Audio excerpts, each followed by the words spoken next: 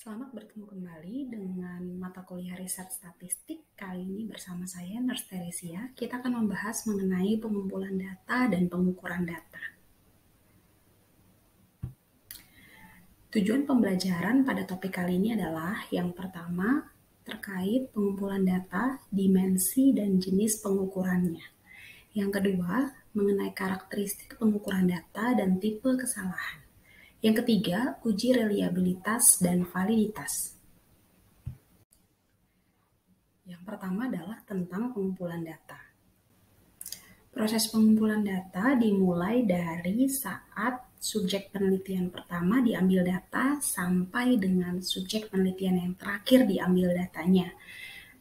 Hal yang perlu diperhatikan dalam pengumpulan data adalah pastikan bahwa saudara sebagai tim peneliti telah memiliki perizinan, baik dari komite etik yang telah mereview proposal penelitian saudara, ataupun juga dari pihak tempat penelitian di mana saudara akan mengambil data.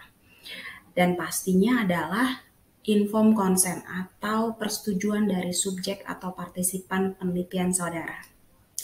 Pengumpulan data itu harusnya menjawab kebutuhan dari pertanyaan penelitian, harus menjawab pertanyaan penelitian, dan juga sesuai dengan tujuan penelitian, artinya untuk mencapai tujuan penelitian. Oke, pengumpulan data dalam 2 buku riset yang utama dipakai di riset keperawatan. Yang pertama menurut buku Polit dan Beck, silakan saudara baca yang ada pada perpustakaan maupun yang berupa soft copy. Menurut Polit dan Beck, pengumpulan data itu dibagi menjadi 3. Yang pertama, self-report atau patient-reported outcome. Artinya data yang diambil dari pasien ataupun partisipan. Kalau di klinik berarti partisipannya dapat juga merupakan pasien ya. Dapat berupa hasil interview atau wawancara dan juga berupa kuesioner atau self-report yang tertulis. Artinya partisipan sendiri yang mengisi. Yang kedua adalah berupa observasi. Dan yang ketiga adalah pengukuran biofisiologis, artinya ada pengukuran yang langsung diukur kepada partisipan. Kalau menurut buku riset Burn and Grove, sedikit terdapat perbedaan, tapi kurang lebih sama ya. Pengumpulan data itu akan terkait satu sama lainnya. Nanti saudara akan bisa melihat di pemaparan yang selanjutnya. Kalau menurut Burn dan Grove, pengumpulan data terbagi menjadi 5. Yang pertama yaitu pengukuran fisiologis. Itu bisa melalui self-reported atau yang diisi oleh partisipan terkait fisiologis tubuhnya, melalui observasi, melalui tes lab, ataupun melalui monitoring dengan alat elektronik. Observational measurement atau pengumpulan data dengan observasi, baik dengan terstruktur, dia berupa checklist, ataupun juga dengan rating scale, tapi diobservasi gitu ya. Yang ketiga adalah berupa wawancara, yang keempat dengan kuesioner atau yang tertulis ya, self-reported tertulis atau written self-reported, atau juga dengan skala. Jadi kurang lebih sama, hanya pembagiannya saja berbeda dari kedua buku riset tersebut. Oke, written self-reported atau yang kita kenal dengan kuesioner ya. Kuesioner itu biasanya berupa data yang pertanyaannya itu bisa close-ended atau yang sudah tersedia pilihan jawabannya, baik dikotom atau hanya 2 opsi, yaitu bisa juga ya tidak, bisa juga benar salah dan yang lain, yang hanya berupa 2 opsinya. Yang ketiga itu yang kedua berupa multiple choice question atau yang tersedia pilihannya. Yang ketiga forced choice itu pilihannya tersedia namun sudah disetting oleh peneliti gitu ya. Misalnya kalau yang multiple choice question, apakah saudara mengalami mengantuk dalam sehari A 1 sampai 2 kali, B 3 sampai 4 kali dan seterusnya gitu ya. Ada pilihan A, B, C seperti soal ujian ya kurang lebih. Nah, kalau force choice itu misalnya contohnya, apakah saudara setuju pada hal-hal berikut ini? Lalu pilihannya misalnya, saya setuju bila saya memiliki waktu tidur yang cukup. Yang selanjutnya, waktu tidur saya sangatlah kurang. Yang ketiga, pilihan ketiga, waktu tidur saya sangat berlebih misalnya. Itu contohnya yang ada pilihan tersedia, namun tidak terstruktur dengan jelas ya. Atau rating question, seperti kita menanyakan skala nyeri pada pasien ya, tapi itu berupa kuesioner.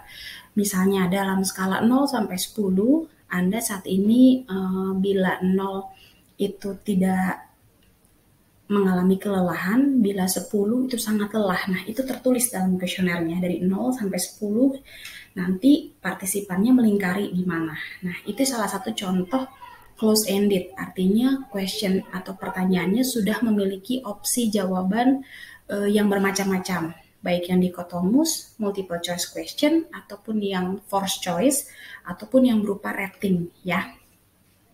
Nah, kuesioner juga ada yang berupa open-ended question.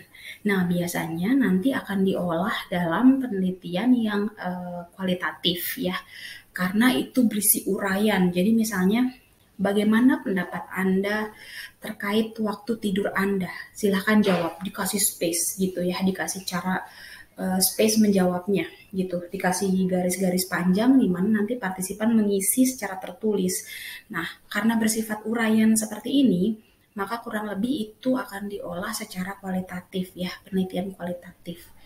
Kalau untuk kuantitatif jarang pertanyaan yang open ended atau pertanyaan esai ya, gampangnya pertanyaan esai. Oke, itu yang self-reported tertulis atau kuesioner ya. Oke, yang selanjutnya adalah pengumpulan data berupa observasi. Jadi, kalau tadi mungkin ada beberapa pengumpulan data yang agak lintas cara ya. Jadi bisa self-report, tapi dia mengukur biofisiologi, misalnya tadi ya, sleep quality atau kualitas tidur, tapi berupa kuesioner. Jadi dia mengukur biofisiologis, tapi dia berupa self-reported. Jadi jangan bingung, nggak usah bingung karena pengukuran data sangat beragam ya. Nah, untuk yang observasi itu memerlukan observer berarti ya, seseorang yang mengamati. Biasanya dalam riset keperawatan yang diobservasi misalnya perilaku ataupun juga satu hal yang bisa diamati secara indera ya, baik dengan mata maupun dengan suara maupun dengan protokol yang jelas gitu ya. Jadi ada juga formal instrumen berupa misalnya checklist observasi. Apa saja sih yang diobservasi, poin-poinnya apa saja. Lalu juga protokol yang jelas, misalnya berapa lama diobservasinya, berapa menit durasinya, berapa jam durasinya, atau bagaimana cara mengukur atau merekam datanya. Apakah cukup di checklist saja ataukah butuh direkam dengan kamera misalnya subjek penelitiannya atau partisipannya. Bisa juga menggunakan rating scale dan checklist. Kalau rating scale tadi ya dari 0 sampai 10 si observer menentukan misalnya mengantuk 0, 10 sangat mengantuk. Dia mengamati satu partisipan penelitian. Partisipan 1 mengantuknya di skala 7 misalnya. Atau partisipan kedua si observer ini melingkari di skala 5 gitu. Jadi ada yang berupa checklist misalnya, kalau tadi rating scale yang berupa checklist misalnya misalnya observasi kepatuhan perawat di dalam melakukan identifikasi pasien. Misalnya, observasi di checklist, perawat melakukan identifikasi pasien pada saat pasien baru datang. Checklist ya atau tidak, maka bila dilakukan maka ya. Atau perawat melakukan identifikasi pasien pada saat sebelum memberikan obat. Ya, tidak. Bila observer melihat subjek penelitian melakukannya, maka dicentang ya, dan seterusnya. Jadi ada yang berupa checklist, ada yang berupa rating scale, jadi 0 sampai 10 gitu ya, jadi bermacam-macam. Intinya kalau observasi berarti diamati. Nah, ada jenis observasi overt, ada jenis observasi covert ya. Overt itu bahwa saat waktunya diobservasi, partisipan tahu bahwa dia sedang diobservasi dan selama waktu observasi diketahui gitu ya. Kalau covert ada masa di mana partisipan hanya diberitahukan misalnya seminggu atau 2 minggu sebelum pengambilan data bahwa dalam rentang waktu 1 minggu ke depan akan ada observasi. Tapi pada saat dilakukan, pada saat waktu yang benar-benar dilakukan observasi, partisipan tidak mengetahuinya dengan detail gitu ya, tapi dia sudah mendapatkan dia sudah memberikan inform konsen bahwa dari tanggal sekian sampai tanggal sekian akan ada observasi, tapi waktu pastinya tidak diketahui. Nah, itu yang covert ya. Nah, kalau skala itu dia berupa angka. Kita tadi melihat ya, rating scale dari 0 sampai 10, jelas ada skalanya. Bisa skalanya itu di dalam kuesioner misalnya, ataupun skala yang berupa checklist untuk observasi gitu ya. Jadi banyak sekali penggunaan skala, bisa diobservasi maupun melalui kuesioner. Tapi intinya dia berupa angka ya, berupa angka yang sudah dinumerikan gitu ya. Atau jenis skala yang lain, contoh yang skala numerik itu pain rating scale ya, atau non-verbal pain assessment tool. Biasanya untuk mengamati respon nonverbal nyeri ya. Biasanya di rumah sakit juga sering digunakan. Nah, itu contoh skala. Rating scale, artinya ada numeriknya, ada angkanya 1 sampai 10 gitu misalnya. Nah, kalau Likert scale mungkin saudara sudah pernah mendapatkan kuesioner yang demikian ya. Jadi ada berupa statement atau pernyataan, baik itu pernyataannya positif maupun negatif, nanti ada pilihan jawabannya yang menyatakan misalnya biasanya ada 5 sebenarnya ya, biasanya ada 5 pilihan Likert scale. Bisa sangat setuju, tidak setuju, sangat tidak setuju, itu kalau 4. Kalau 5 biasanya ada opsi yang netral di tengah-tengah gitu ya. Jadi saya rutin minum obat saya setiap hari. Setuju, tidak setuju, sangat tidak setuju, tidak setuju. Nah, pengukuran biofisiologis tadi sudah dibahas ya. Pengukuran biofisiologis dalam riset keperawatan itu sebenarnya cukup banyak juga digunakan. Namun biasanya dalam riset keperawatan itu pengukurannya itu sebagai variabel dependent ya, atau variabel hasil, outcome variable ya, kebanyakan yang ada pada riset keperawatan. Nah, bisa melalui in vivo. In vivo itu artinya diukur langsung, secara langsung pada manusia, misalnya tekanan darah ataupun suhu tubuh partisipan, atau in vitro. In vitro itu berarti mengekstrak material dari dalam tubuh makhluk hidup atau dari partisipan, misalnya diambil darah untuk dicek di lab, misalnya untuk mengukur level hormon ataupun misalnya kadar glukosa darah misalnya ya. itu in vitro. Nah, tapi pengukuran biofisiologis kembali saya ingatkan bisa diukur juga dengan kuesioner, misalnya kualitas tidur tadi sudah dibahas ya.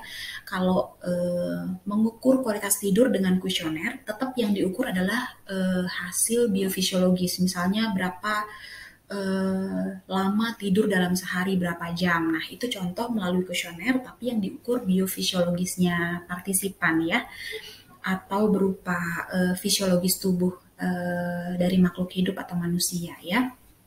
Dan masih banyak, misalnya pengukuran yang lain yang tujuannya untuk mengukur biofisiologis. Pengumpulan data juga dapat dilakukan dengan database yang sudah ada. Kalau database yang sudah ada sudah dikumpulkan dengan rapih di satu database, maka itu dinamakan pengumpulan data menggunakan data sekunder. Dalam hal ini, peneliti perlu memilah data sekunder mana yang diperlukan untuk mencapai tujuan penelitian, dan ini pun memerlukan teknik yang cukup baik di dalam mengolah data sekunder. Contohnya misalnya yang sering digunakan di riset keperawatan melalui data sekunder dari medical record ya. Kembali diingat bahwa medical record itu berisi informasi pasien. Nah, di sini juga dibutuhkan etika penelitian yang cukup adekuat ya dalam mengumpulkan data berupa existing database atau data sekunder. Yang selanjutnya kita akan bahas yaitu data measurement atau pengukuran data. Beberapa jenis kesalahan atau error dalam pengukuran data. Jadi, error itu berupa apa saja bila terjadi perbedaan antara apa yang ada pada realitas atau kenyataan dengan apa yang didapatkan dari pengukuran dengan instrumen yang kita gunakan dalam penelitian. Ada dua jenis yang akan saya jelaskan di sini. Yang pertama, random error. Random error itu apa bila misalnya partisipan satu misalnya dia memiliki misalnya rata-rata nilainya misalnya 20, padahal secara realita dia memiliki rata-rata di atas dari 20, atau secara realita dia memiliki rata-rata di bawah 20, padahal hasil yang kita dapatkan adalah 20. Artinya ada perbedaan antara realitas dengan apa yang dihasilkan dari pengukuran data. Jenis error yang kedua yaitu sistematik. Sistematik error ini bila terjadi secara sistematis, mungkin konsep atau variabel yang diteliti atau diukur itu masih terdapat hal-hal yang kurang tepat. Jadi dalam instrumennya pun akhirnya menghasilkan hasil yang tidak menggambarkan realitas. Itu systematic error.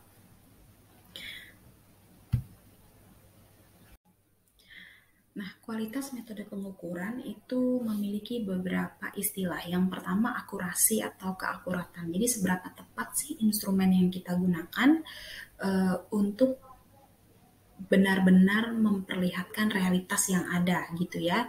Misalnya pada data biofisiologis, seberapa tepat sih prosedur pengukurannya. Misalnya ketika saudara mau mengukur tekanan darah, seberapa tepat sih prosedur pengukuran tekanan darah tersebut, lalu bagaimana kualitas tensimeter yang Anda gunakan, lalu bagaimana keahlian Anda ketika Anda mengukur tekanan darah. Itu salah satu contohnya ya. Akurasi itu lebih juga kita kenal konsepnya atau prosesnya dengan validitas data atau validitas instrumen yang digunakan. Yang kedua, presisi. Seberapa konsisten alat untuk mengukur terutama yang biofisiologis yang digunakan. Misalnya satu timbangan digunakan untuk mengukur 10 partisipan. Seberapa konsisten timbangan tersebut dalam mengukur berat badan 10 partisipan yang ada pada penelitian saudara. Nah, itu presisi atau seberapa konsisten. Nah, itu lebih mirip dengan yang kita kenal dengan reliabilitas. Nanti kita akan bahas di pemaparan yang selanjutnya. Nah, ketepatan dalam pengukuran biofisiologis atau data yang berupa biofisiologis itu tergantung dari lingkungan saat pengukuran data, user atau pengguna dari alatnya. partisipan atau subjek penelitian, dan juga interpretasi dari hasilnya. Jadi itu sangat menentukan kualitas dari pengukuran yang dilakukan dan hasil yang didapatkan. Nah, pada bagian ketiga dari topik ini adalah terkait uji validitas dan reliabilitas. Tadi sudah kita bahas ya mengenai beberapa kesalahan tipe pengukuran data. Nah, uji validitas dan reliabilitas itu adalah satu cara untuk menentukan seberapa akurat dari instrumen yang akan kita gunakan ya. Kalau validitas itu menunjukkan seberapa tepat instrumen ini untuk mengukur yang mau kita ukur. Misalnya, ketika Anda ingin mengukur panjang meja, apakah Anda menggunakan timbangan? Apakah itu tepat instrumennya? Nah, timbangan itu artinya tidak valid untuk mengukur panjang meja karena itu sangat berbeda yang dimensi yang akan diukur. Kalau timbangan yang akan diukur adalah berat badan atau sesuatu yang kaitannya dengan weight atau berat dan gravitasi.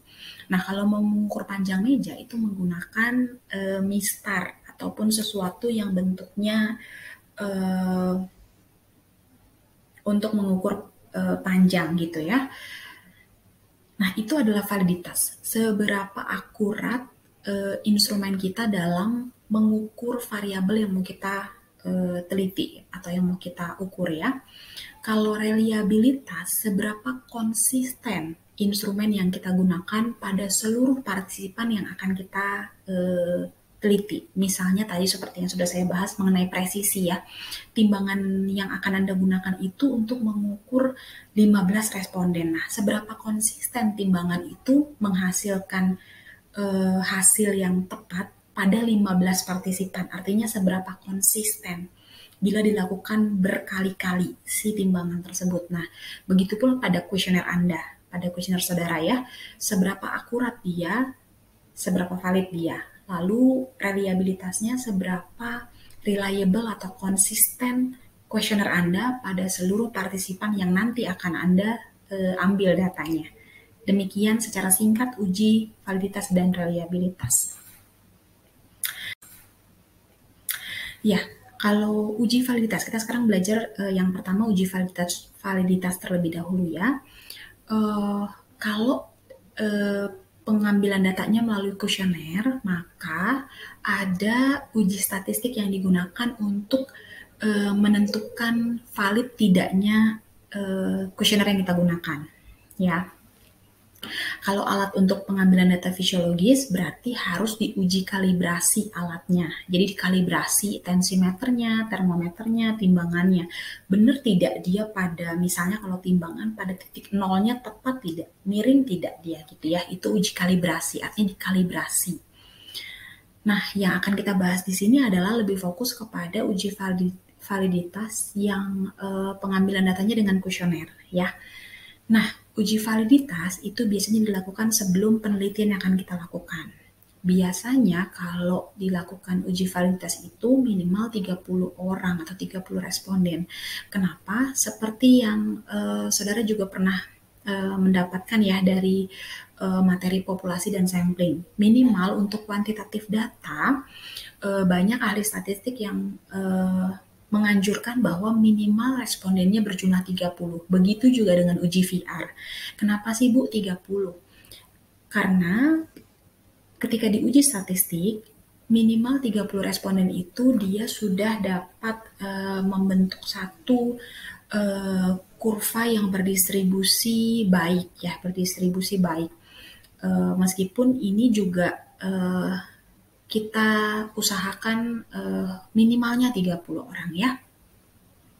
Lalu uji validitas itu dilakukan di lokasi lain, jadi jangan sama dengan tempat penelitian yang akan Anda lakukan. Jadi misalnya Anda ingin melakukan penelitian pada mahasiswa Universitas A, maka Anda melakukannya di mahasiswa di Universitas B, jadi universitas yang lain. Ini juga menjadi salah satu hal yang penting dalam uji validitas ya. Nah, ada item kuesioner atau tadi ya self-reported ya. Jadi masing-masing itemnya itu kita akan melakukan uji instrumennya dengan uji korelasi Pearson R. Sudah pernah mendengar ya ataupun belum terkait uji korelasi Pearson? Nanti kita akan bahas ya. Lambangnya adalah R ya. Jadi langkah-langkahnya kalau di SPSS Anda mengklik pada tampilan data, Anda mengklik yang di atas ada menu Analyze, lalu klik Scale, lalu setelah Scale Anda klik akan muncul pilihan Reliability Analysis, lalu Anda klik Reliability Analysis, lalu Anda klik Descriptive for, Anda klik yang item dan scale if item deleted. Nanti akan kita praktekkan dalam slide selanjutnya ya. Lalu Anda lihat tabel item total statistik. Ya. Nah, dari situ kalau di SPSS sudah muncul item total statistik, nanti Anda bandingkan nilai masing-masing item dengan R-tabel. R-tabel sudah di-upload juga ya. R-tabel pada Pearson, di mana nanti Anda melihat mirip seperti populasi sampling ya. Ada di atasnya tuh ada tingkat alfanya dan kita menggunakan yang 5%, sudah dibahas di materi sebelumnya ya. Alfa 5% atau 0,05 dan DF-nya itu adalah kalau kita mau uji validitas pada 30 responden, maka DF-nya berapa sih Bu? Maka 30 dikurang 2. Nanti di tabel Anda melihat yang DF-nya 28, karena 30 kurang 2 sama dengan 28. Nanti bandingkan ya. Kita akan lebih lanjut untuk melihat contoh. Nah, ini contoh tabel Pearson Correlation akan kami upload juga ya, sudah di-upload juga Pearson Correlation tabelnya. Ini kalau Anda melihat ada di atasnya itu DF dan alfa. Alfanya kita pilih yang 0,05 ya, kita lihat di kolom 0,05. DF-nya 28 kalau kita uji validitasnya pada 30 responden. Maka kita cari yang alfanya 0,05 dan DF-nya 28. Angkanya adalah 0,361. Itu adalah R-tabel. Nah, R hasil dari mana Bu taunya? R hasil nanti dari SPSS ya. Nah, item pada kuesioner yang akan saudara gunakan, bila R hasil lebih dari R tabel, maka dikatakan item tersebut valid. Bila R hasil kurang dari R tabel, maka dikatakan item tersebut tidak valid. Nah, pada uji reliabilitas itu tadi ya sudah dibahas kestabilan pengukuran. Nah, koefisien reliabilitas itu berada di antara 0,00 sampai 1,00, di mana kalau 0 itu tidak reliable dan 1,00 itu reliable. Nah, uji statistik yang digunakan kalau menguji reliabilitas dengan instrumen kuesioner itu dinamakan uji Cronbach-Alpha. Prinsip ujinya, batas hasil uji Cronbach-Alpha itu dikatakan reliable pada setiap literatur atau buku riset itu bisa berbeda-beda. Ada yang mengatakan 0,6, ada yang mengatakan 0,7 minimalnya. Nah, yang saat ini dapat disepakati dalam mata kuliah ini, batas minimalnya itu 0,6 untuk nilai Cronbach-Alpha. Nah, kalau tadi uji validitas itu pada masing-masing item, kalau uji reliabilitas itu pada satu variabel. Misalnya, variabel pengetahuan memiliki 5 item, maka untuk mengetahui reliabilitas instrumen variabel pengetahuan harus diuji pada kelima-lima item tersebut. Makanya dilakukan terlebih dahulu uji validitas, lalu uji reliabilitas.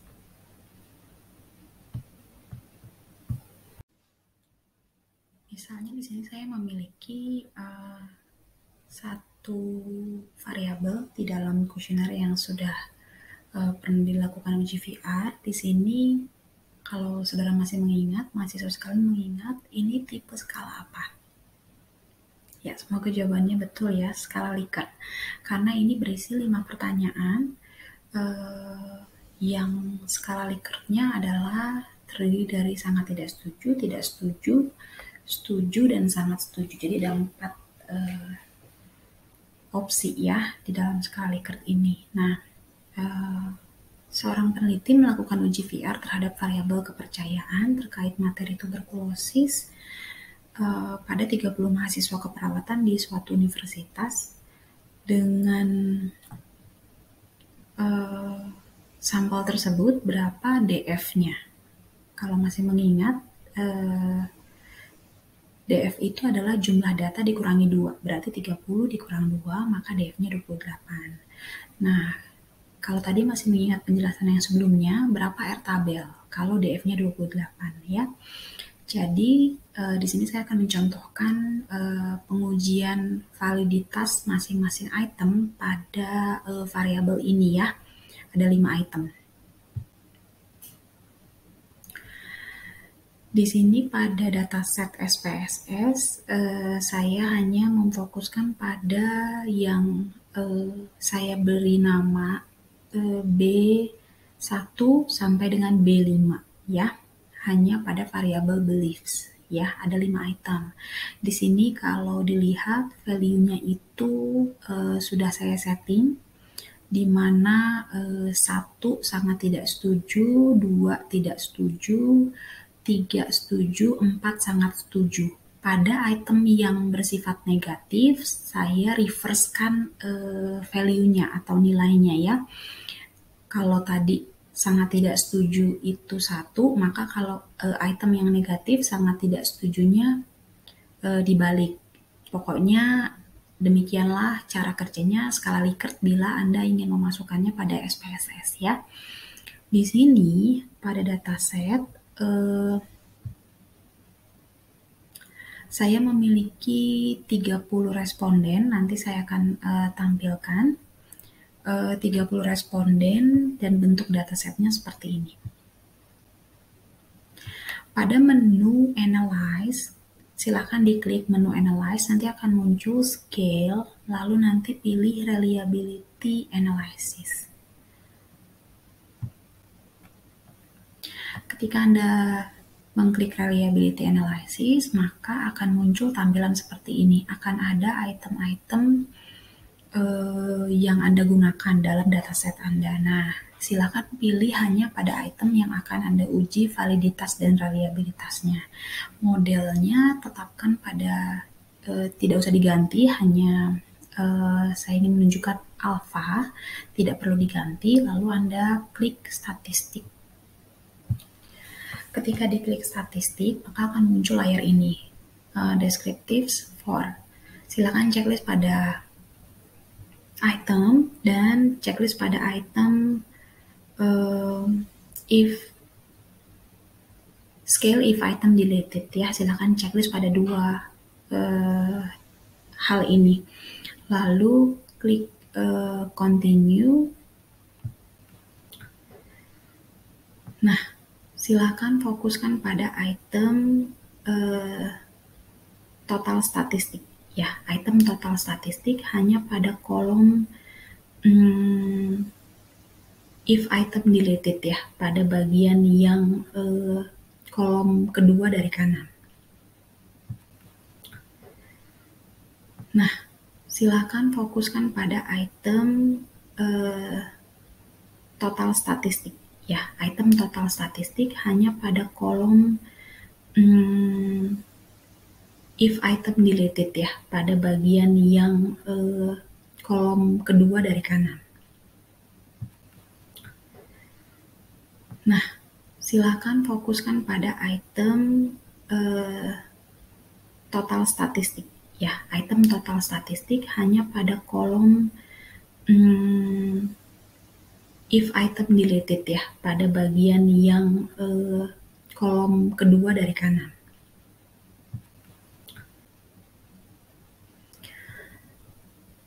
Ya, kalau dilihat pada item total statistik, corrected item atau total correlation itu ada 5 item dengan hasilnya berbeda-beda.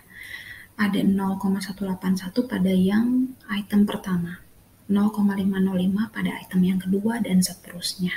Kalau mahasiswa sekalian masih mengingat, R tabelnya adalah 0,361 pada responden 30, DF 28, dan alfa 5%. Bila item beliefs yang pertama hasil R-nya adalah R hasilnya adalah 0,181, itu artinya R hasil kurang dari 0,361 R tabel. Maka item ini dinyatakan tidak valid, ya.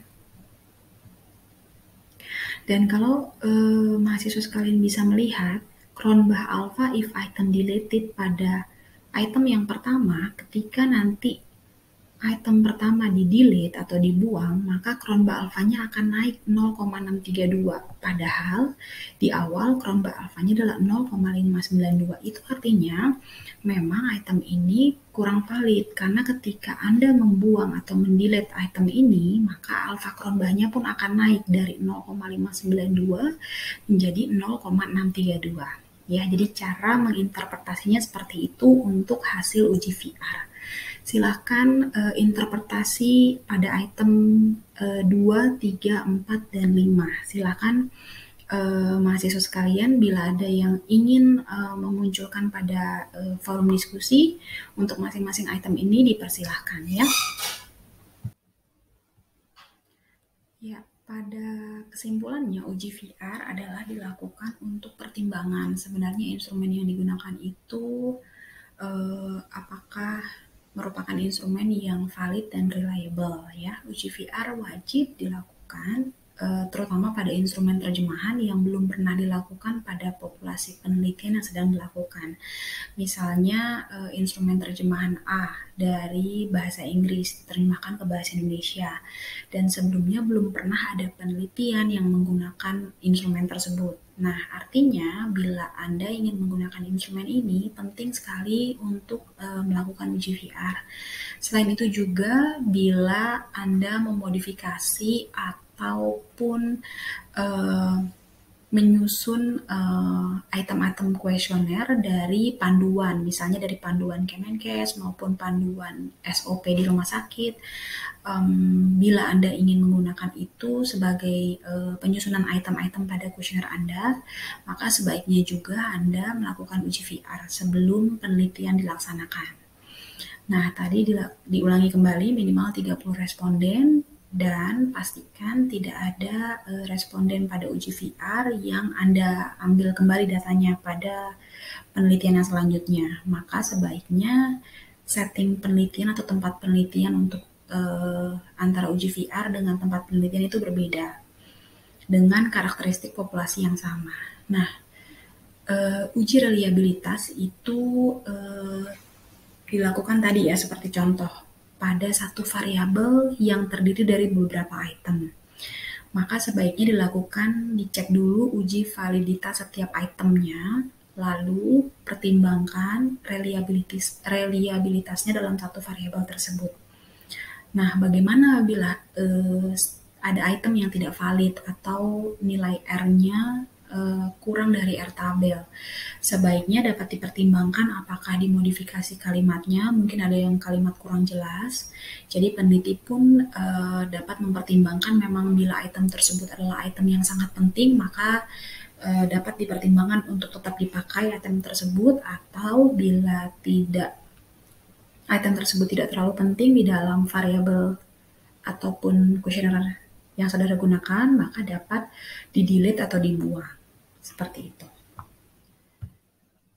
Ada satu lagi, uji reliabilitas untuk pengukuran atau pengumpulan data yang berupa observasional atau observasi, ya. Tadi kita sudah bahas di part yang pertama video ini tentang pengumpulan data dengan observasi.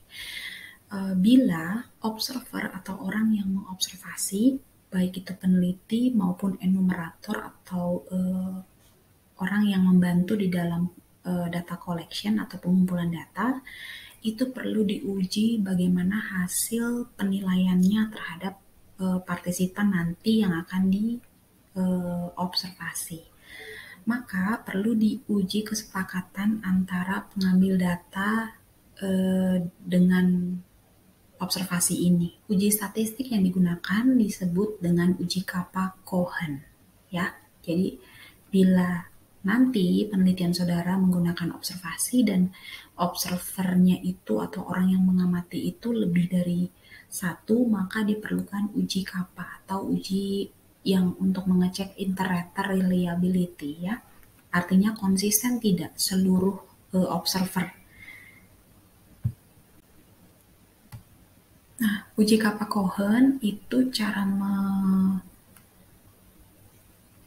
mengetahui interpretasinya ada dua cara. Yang pertama, bila kita menggunakan koefisien kappa, maka batas untuk uji kappa adalah 0,6.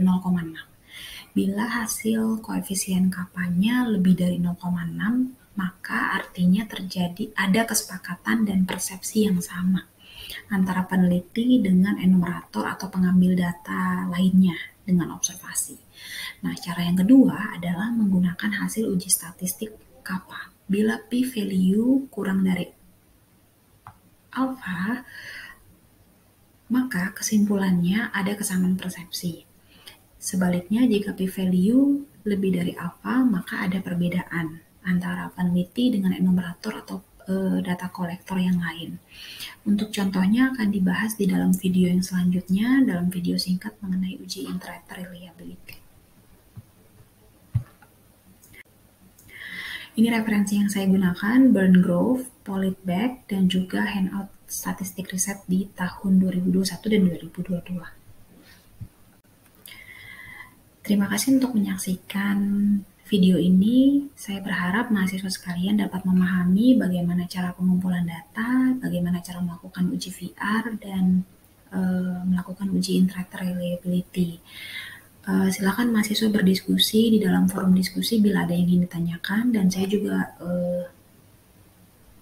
menaruh beberapa pertanyaan pada forum diskusi berdasarkan dari contoh uji VR yang ada pada video pembelajaran ini. Selamat belajar bagi mahasiswa semua.